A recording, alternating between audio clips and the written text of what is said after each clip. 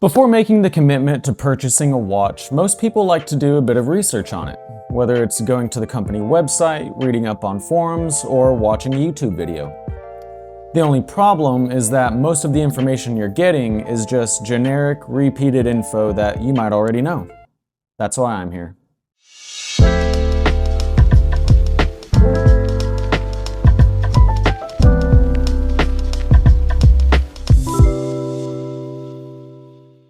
What's going on, everyone? I hope you're doing well. Today, we're going to be diving right back into the Casio Edifice Automatic, where I'm going to be going into the specific likes and dislikes that I have about the watch. We'll go over the styling, the quality, the movement, and the price point. So stick around for the full review, plus a comparison with other budget-friendly automatics.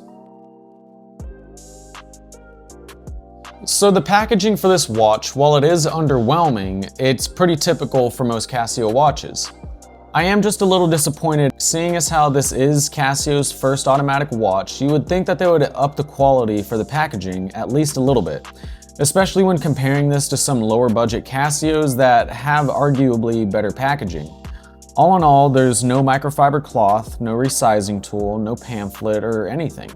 And this doesn't make or break the watch or the experience, but it does give a less appealing first impression of the watch. Now, actually holding the watch straight out of the box, it does feel like a steal. The 39mm stainless steel case has that perfect brushed and polished combo that Casio does so well. And at 12.5mm thick, it's slim enough for daily wear. The white dial with its carbon fiber-like texture, it's a head turner. Lastly, the exhibition caseback was definitely a must for this watch. I mean, if you're gonna make an automatic watch after decades of quartz movements, then you do have to show it off. So all in all, first impressions on the packaging and boxing is a little underwhelming and maybe even disappointing, but as soon as you open it up and you take the watch out, you really notice that Casio quality. So, on to the three main things that I really do like about this watch. So first, the value is insane. For $280, you're getting a sapphire crystal, 100 meters water resistance, and a unique electroform dial that mimics forged carbon, a feature you'd really only see on watches costing triple this amount. Casio took the best of affordable mechanicals and added their own motorsport DNA. It's a gateway automatic that does not skimp on quality. Second, the sleek and versatile design of this watch also really stands out to me. While there are comparable watches at this price point, I think Casio's design beats the competitors. From the sharp lines and edges of the case to the intricate details in the bracelet and clasp, Casio designed such a subtly eye-catching timepiece. And speaking of the bracelet, I think what Casio has brought to the table wipes the floor with the competition. If you look at most everything else that's out there at this price point, you will not find a bracelet and clasp combo that beats the beauty, simplicity, and quality of the Edifice. And so that brings us to our last one. The fit, finish, and overall quality of this watch is 100% next level. When looking closely and comparing to some of the more expensive watches, I can't help but notice some shared qualities. One being the weight and tightness of the watch. It's hard to explain, but when holding the watch, you don't feel or hear any rattling or clanking of metal like you would with some entry-level watches. The lack of rattling added to the heavier weight of the watch definitely gives the feeling of a more expensive timepiece. Lastly, the milled clasp and seamless integration of the clasp buttons give another touch of quality and refinement. Overall, the build quality of this watch is probably the biggest standout for me. While there's nothing special about the metal they're using or the movement on the inside, the way in which Casio builds their watches allows for a much higher quality feeling when holding and wearing them. Now keep in mind that no watch is perfect, so here's what bugs me. Now, I've heard most of the major complaints that people are having. The first one that people notice immediately is the integrated bracelet. And personally, I'm okay with an integrated bracelet. I think the design of the watch goes perfectly with this one, and I really don't think that a strap or a different bracelet would look as good with this. But for those that want easy strap swapping, or for those that maybe are looking for a one and done watch, just one watch that you can wear with everything and you can maybe swap the strap to something else so it's more versatile, then this probably isn't going to be the watch for you. There's lots of other watches that you can easily swap the strap to something else that doesn't have an integrated bracelet that would be more along the lines of what you're looking for. So if you're looking for that one and done watch that can basically do it all and you can wear it with everything, then the Casio Edifice Automatic probably is not the watch for you.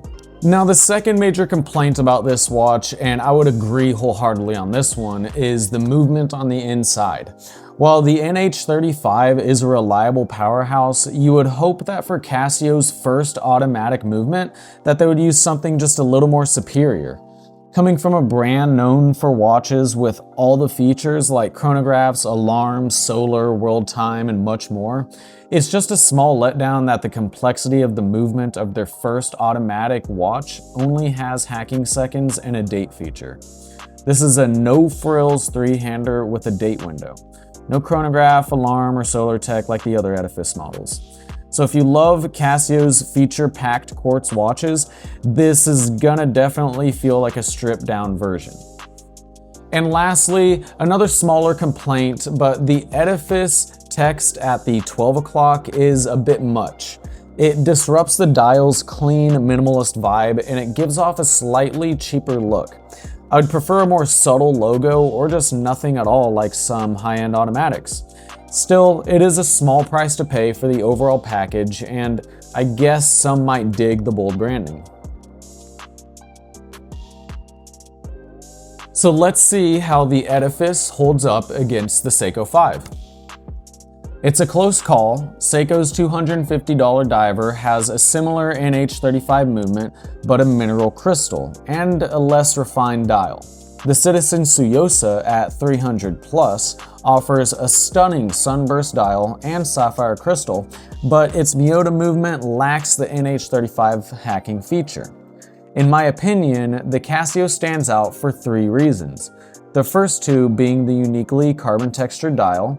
While Citizen's sunburst dial is nice, the Casio beats it, in my opinion. Second is the sharp, sporty edges that give this watch a more bold and refined look. While the Seiko and Citizen are similar in the design of the casing, they just don't have that sharpness and that refinement that really draws me toward this watch. And lastly, the biggest reason this watch stands out is the build quality. Once again, when comparing to similar price point watches, it's not even close. The tightness of the watch, the minimal to no rattling, the milled clasps, the seamlessly integrated buttons, it all gives it a level of refinement that Seiko and Citizen are just not putting out there at this price point. So what's the final verdict?